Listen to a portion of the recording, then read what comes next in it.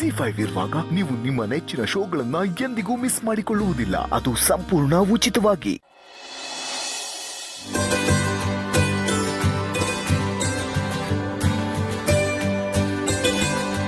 ಈ ಲಚ್ಚಿ ಊಟ ಮಾಡದೆ ಎಲ್ಲಿ ಹೋದ್ಲು?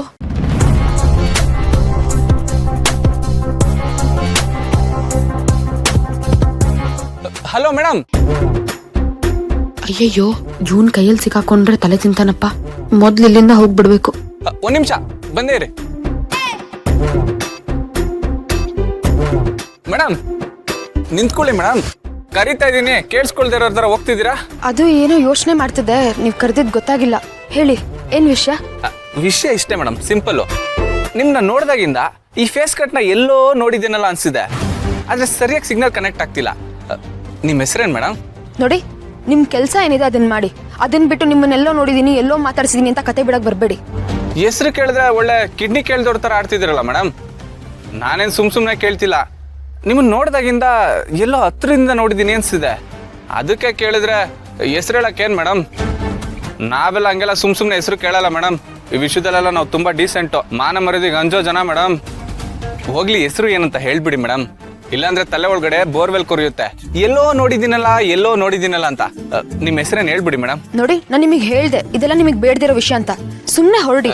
ಆಯ್ತು ಮೇಡಮ್, ಹೊರಡ್ತೀನಿ. ಯಾವ್ದಕ್ಕೂ ಒಂದ್ಸಲಿ BP ಚೆಕ್ ಮಾಡಿಸ್ಕೊಳ್ಳಿ ಮೇಡಮ್, ತುಂಬಾ ರೈಸ್ ಆಗ್ತೀರಾ. ಇವಾಗೇನ್ ಹೊರಡ್ತಿರೋ ಇಲ್ವೋ? ಹೋಗ್ತಿದ್ದೀನಿ ಮೇಡಮ್, ಸಮಾಧಾನ, ಹೋಗ್ತಿದ್ದೀನಿ. ಎಲ್ಲೋ ನೋಡಿ. ಹಾಯ್ ಅಂಕಲ್, ನೀವಿನ್ನೂ ಹೋಗಿಲ್ವಾ? ಹಾ ಪುಟಿ, ಇವಾಗ ಹೋಗ್ತಾ ಇದೆ. ಸರಿ, ನಿಮ್ಮಮ್ಮ ಯಾವಾಗ್ಲೂ ಹಿಂಗೇನಾ? ಹಿಂಗೇನ ಅಂದ್ರೆ ಹೆಂಗೆ? ಹೆಂಗೂ ಇಲ್ಲ ಪುಟ, ಇರು, ನಿಂಗೆ ಚಾಕ್ಲೇಟ್ ತಂದಿದ್ದೀನಿ. ಚೈನ್ಸ್ ತರಕ್ ಹೋದಾಗ ತಗೋ, ತಿನ್. ಚಾಕ್ಲೇಟಾ? ಬೇಡಪ್ಪ. ಯಾಕೆ ಪುಟ? ಚಾಕ್ಲೇಟ್ ತಿಂದ್ರೆ ಹಲ್ಲು ಹಾಲಾಗುತ್ತೆ, ಆಮೇಲೆ ನಾನು ಮುತ್ಕೆ ಆಗ್ಬಿಡ್ತೀನಿ, ಅದಕ್ಕೆ ಬೇಡ. ಇಲ್ಲ ಪುಟ, ಇದು ಚಿಕ್ಕ ಚಾಕ್ಲೇಟ್ ಅಲ್ವಾ, ಹಂಗೆಲ್ಲ ಏನೂ ಆಗಲ್ಲ. ಅದಕ್ಕೆ ನಾನ್ ಗ್ಯಾರಂಟಿ ಕೊಡ್ತೀನಿ, ತಗೋ ಪುಟ. ಹಂಗಾದ್ರೆ ಸರಿ, ಥ್ಯಾಂಕ್ ಯು. ಜಾಣ ಮರಿ, ಬಾಯ್. ಬಾಯ್ ಬಾಯ್ ಮೇಡಮ್. ಲಚ್ಚಿ, ಊಟ ಮಾಡದೆ ಎಲ್ಲಿ ಹೋಗಿದ್ದೆ ನೀನು?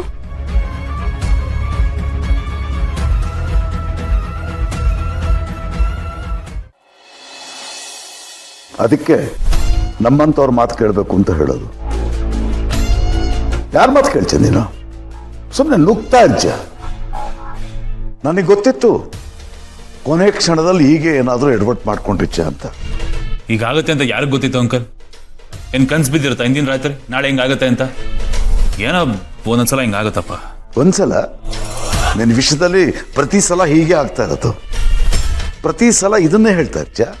ಅದ್ರ ಪ್ರತಿಫಲ ಏನು? ಯಾಕೆ ಹಾಗಾಗತ್ತೆ ಗೊತ್ತಾ? ನಿನಗೆ ಆತ್ರ ಜಾಸ್ತಿ, ತಾಳ್ಮೆ ಕಮ್ಮಿ, ತಿಳುವಳಿಕೆ ಇಲ್ಲ, ಅದಕ್ಕೆ ಅವಸರ ಮಾಡ್ತೀಯ. ಈಗ ಆಗಿರೋ ಗಾಯದ ಮೇಲೆ ಆಸಿಡ್ ಸುರಿಯೋ ಕೆಲಸ ಮಾಡ್ಬಿಡಿ ಅಂಕಲ್. ನೀವು ಸೀನಿಯರ್ ಅಂತ ಅದನ್ನೆಲ್ಲ ಕೇಳಬೇಕು ನಾನೀಗ. ನೋಡು, ಇದೇ ನಿನ್ನ ಸಮಸ್ಯೆ. ಒಳ್ಳೇದು ಯಾವುದು ತಲೆಗೆ ಹೋಗೋದಿಲ್ಲ, ವಿಪರೀತ ಅವಸರ. ಎಷ್ಟು ಸಾರಿ ಹೇಳಿದ್ದೀನಿ ನಿನಗೆ, ಅವಸರ ಬೇಡ, ಸ್ಪೀಡ್ನ ಕಡಿಮೆ ಮಾಡ್ಕೋ, ತಾಳ್ಮೆ ತಂದ್ಕೋ ಅಂತ. ನನ್ನ ಮಾತೇ ಕೇಳೋದಿಲ್ಲ ನೀನು. ಒಂದು ತಿಳ್ಕೊ, ಬೆಳಿಬೇಕು ಅಂದ್ರೆ ಉತ್ಸಾಹ ಅವಸರ ಇದ್ರೆ ಸಾಕಾಗೋದಿಲ್ಲ, ತಾಳ್ಮೆನೂ ಇರಬೇಕು. ನೀನು ಇದನ್ನ ರೂಢಿಸ್ಕೊಳ್ಳಿಲ್ಲ ಅಂದ್ರೆ ಎಲ್ಲ ಹೀಗೆ ಆಗೋದು, ಯಾವುದು ಕೈಗತ್ತೋದಿಲ್ಲ. ಅಂಕಲ್ ಪ್ಲೀಸ್ ಅಂಕಲ್, ಸಾಕು. ಮನೇಲೂ ಕೇಳಿ ಕೇಳಿ ಸಾಕಾಗಿದೆ ಉಪದೇಶ, ನೀವು ಅದನ್ನೇ ಕೊಡ್ಬೇಡಿ. ಇದನ್ನ ಉಪದೇಶ ಅಂತ ತಿಳ್ಕೊಂಡ್ರೆ ನಾನೇನಪ್ಪ ಮಾಡ್ಲಿ? ಇದಾಗೆ ಬಿಡು. ಒಳ್ಳೇದು ಹೇಳಿದ್ರೆ ಹೋಗಿ ಬರೋದಿಲ್ಲ ಮೈಗೆ. ಇದೊಂಥರ ಕಹಿ ಮಾತ್ರೆ ಇದ್ದಂಗೆ. ಕಹಿ ಮಾತ್ರೆ ಕೊಟ್ರೇನೆ ಜ್ವರ ವಾಸಿ ಆಗೋದು. ಏನ್ ಪರವಾಗಿಲ್ಲ, ಸ್ವೀಟ್ ಆಗಿರೋ ಟಾನಿಕ್ ಕೊಡಿದ್ರು ಜ್ವರ ವಾಸಿ ಆಗುತ್ತೆ. ಆಯ್ತು ಬಿಡಪ್ಪ, ಹೇಳಿದ್ದೀನಿ. ಏನೋ ಕೇಳೋದು ಬಿಡೋದು ನಿನಗೆ ಬಿಟ್ಟಿದ್ದು. ಆಯ್ತು ಬಿಡಿ, ನಾನೇನೋ ಮಾಡ್ಕೋತೀನಿ.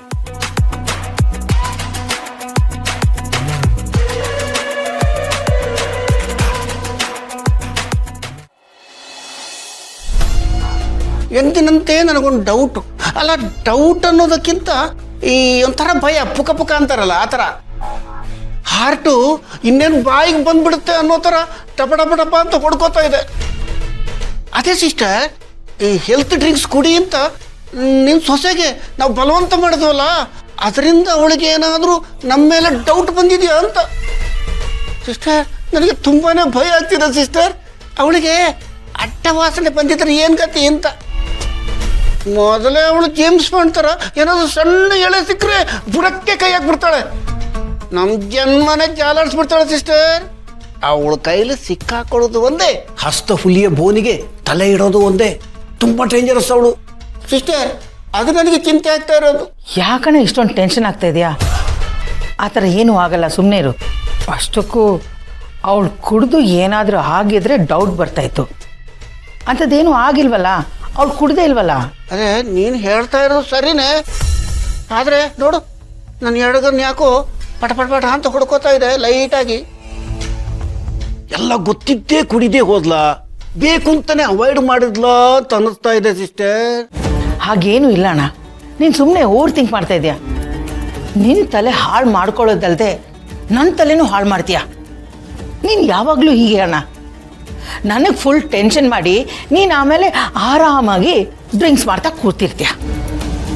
ಒಂದೊಂದ್ಸಲ ನೀನು ಆಡೋದು ನೋಡಿದ್ರೆ ನನಗೆ ಎಷ್ಟು ಕೋಪ ಬರುತ್ತೆ ಗೊತ್ತಾ. ಅಲ್ಲ, ನನ್ನ ಮೇಲೆ ಕೋಪ ಮಾಡ್ಕೊಳ್ಳೋದು ಹಾಗಿರ್ಲಿ, ಈ ಆ್ಯಂಗಲಲ್ಲಿ ಸ್ವಲ್ಪ ಯೋಚನೆ ಮಾಡೋದು ಇಷ್ಟೇ. ಕೊನೆಗೊಂದಿನ ಕರೆಕ್ಟ್ ಟೈಮ್ ನೋಡಿಕೊಂಡು ಎಲ್ಲರ ಮುಂದೆ ನಮ್ಮ ಬಣ್ಣ ಬಯಲು ಮಾಡಿದ್ರೆ ಏನು ಮಾಡ್ತೀಯ? ನೋಡಿ, ಇವರು ಆವತ್ತು ಈ ರೀತಿ ಮಾಡಿದ್ರು ನಾನು ಕಂಡು ಹಿಡಿದಿದ್ದೆ ಅಂತ ನಮಗೆ ಆಪಿಟ್ಟು ಬಾಂಬ್ ಬಿಟ್ರೆ ಏನು ಮಾಡ್ತೀಯ? ಅಯ್ಯೋ ದೇವ್ರೆ ಅಂತ ತಲೆ ಮೇಲೆ ಕೈ ಹೊತ್ಕೊಂಡು ಕೂತ್ಕೋಬೇಕಾಗತ್ತೆ. ನಾನು ಇದೀನಲ್ಲ ಅಣ್ಣ, ನೋಡ್ಕೋತೀನಿ. ಹಾಗೇನಾದರೂ ಆದರೆ ಅವಳಿಗೊಂದು ವ್ಯವಸ್ಥೆ ಮಾಡ್ತೀನಿ.